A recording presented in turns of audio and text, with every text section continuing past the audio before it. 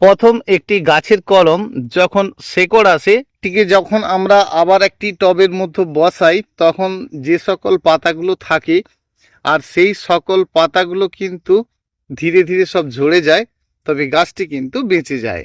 সেই জন্য আমাদের যেটা করতে হবে, এতটুকু মাটির মধ্যে তো আর এই এত বড় একটা গাছ বেঁচে থাকা সম্ভব না, কারণ গাছের যে ডালটা হয়েছিল সেটা কিন্তু এই শেকড়টার উপরে নয়, টোটাল গাছটার উপরে নির্ভর করে।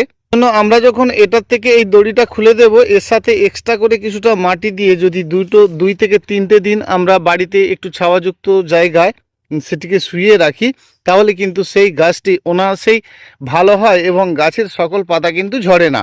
নমস্কার, পুষ্পশ্রী নার্সারি কোলাঘাট, আমি কমল। আর আজকে গাছের এরকম কয়েকটা জিনিস আমাদের জেনে নিতে হবে।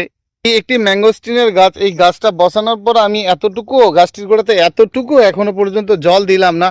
তার কারণ হচ্ছে কি, যে এর যে গোড়ার মাটিটা ছিল প্রচণ্ড ভেজা, আর ভেজা থাকার জন্য আমি আজকে 4 দিন হয়ে গেল এতটুকু কিন্তু জল দিলাম না।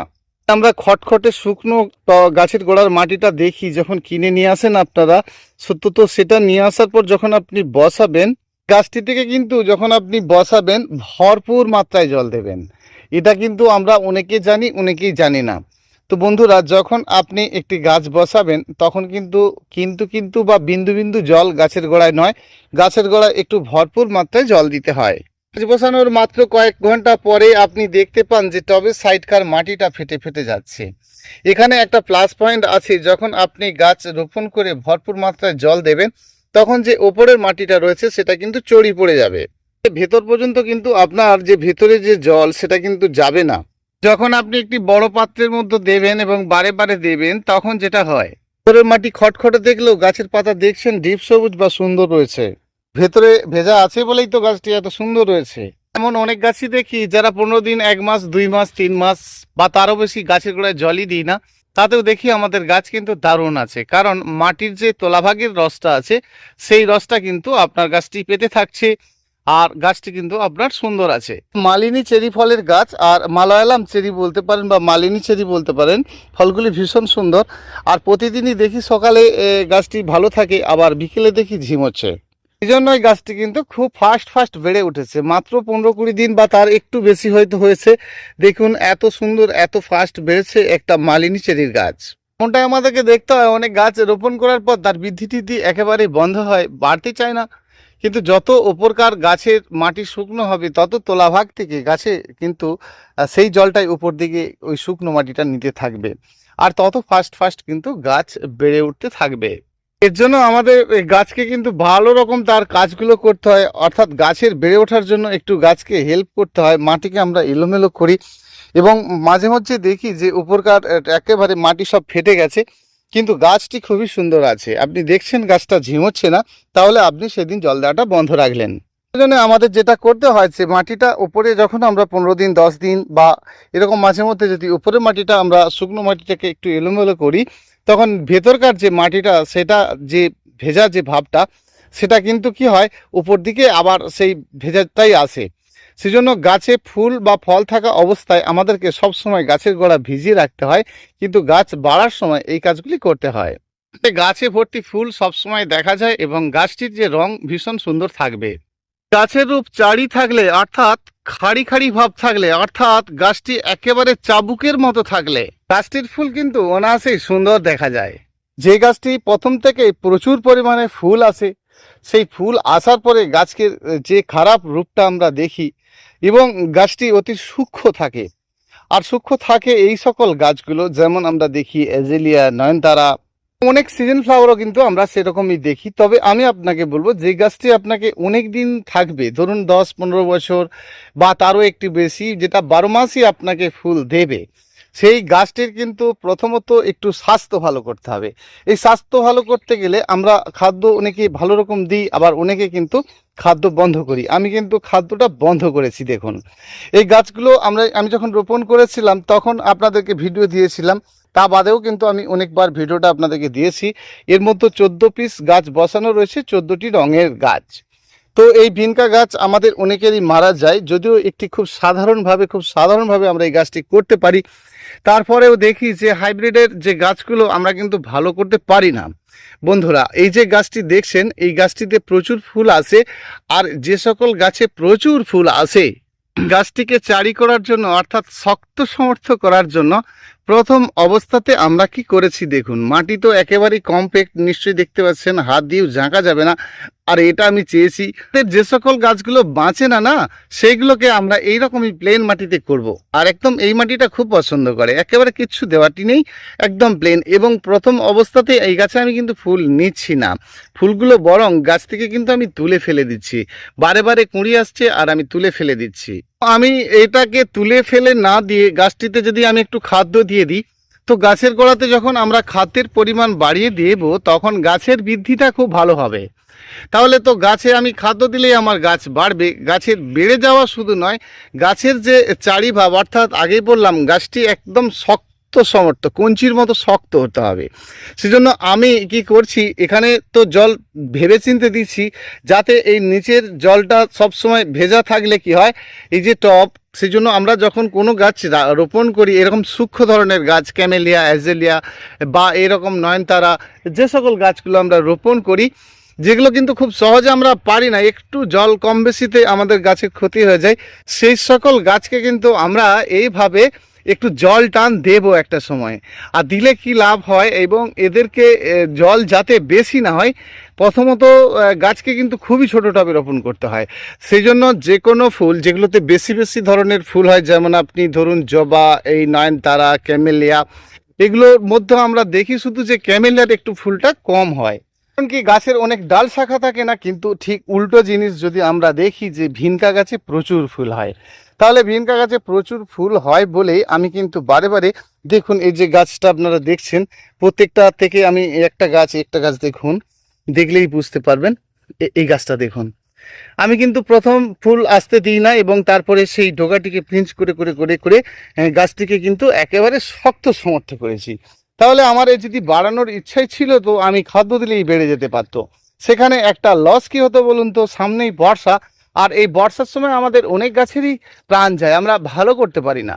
সে ডোগা একেবারে লকলকে নরম, এরম হাত দিচ্ছেন টুক করে ভেঙে যাচ্ছে, সেটার থেকে যদি আপনি এই সময়টার জন্য গাছকে একটু চারিভাব রাখেন না, গাছের যে ক্ষমতা, গাছের যে কাণ্ড যদি একেবারে একটু শক্ত সমর্থ একটু হয়ে থাকে, তাহলে সেটা কিন্তু এই বর্ষার জন্য খুব ভালো।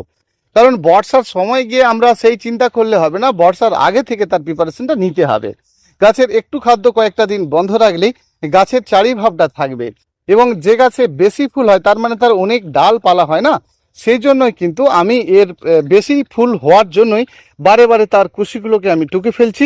আর যত ডাল বেরোচ্ছে আর গাছ কিন্তু তত খাদ্য চাইছে, তো আমি কিন্তু খাদ্য দিচ্ছি না। তার কারণ কি, ও খাদ্য যত কম পেতে থাকবে, গাছটির রঙটা তত কিন্তু চারি একেবারে লালচে ভাব থাকবে, আর তাতে কিন্তু গাছে আরও বেশি ফুল আসার চেষ্টা করবে। আর এই করে করে গাছটি কিন্তু খুব শক্ত সমর্থ হয়ে যাবে।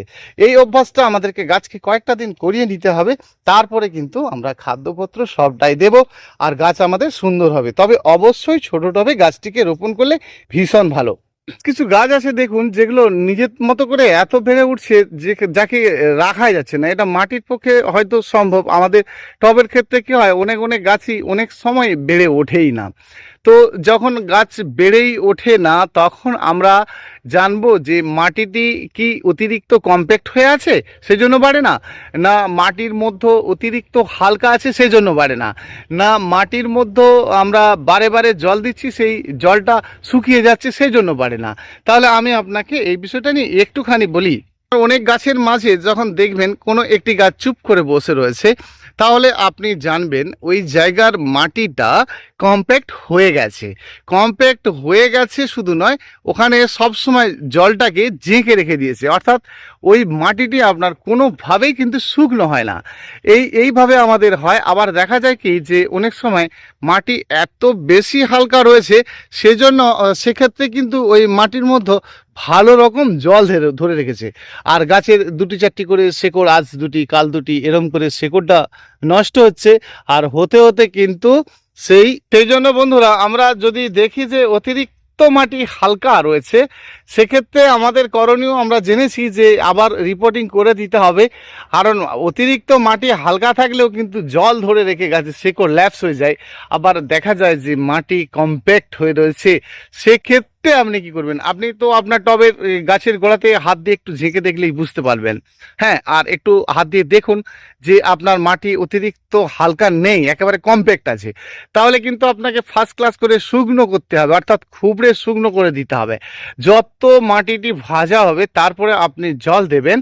আর তখনই কিন্তু, আর আমাদের এটা হয় কিসের জন্য জানেন, আমাদের এটা হয় কি, আমরা অনেক সময় মাটিকে এত ধুলো ধুলো করে ফেলি, আর সেই মাটিতে যখন গাছে জল দেওয়া হচ্ছে সেখানে কি হচ্ছে, মাটি হুট করেই কম্প্যাক্ট হয়ে যাচ্ছে, মাটির মধ্যে একেবারে কম্প্যাক্ট হয়ে যাচ্ছে। আবার কি হয় যে মাটির মধ্যে অতিরিক্ত হালকা থাকলে, যখন আমরা মাটি না পেয়ে আদার্স কিছু দিয়ে ফেলছি বেশি ভাগে, তখন কি হচ্ছে, মাটিটা যে অতিরিক্ত হালকা হয়ে যাচ্ছে, ফলে কি হচ্ছে, সেখানে জল ধরেছে। তাহলে দুটি ভাবেই কিন্তু আমাদের গাছ চুপচাপ বসে থাকতে পারে।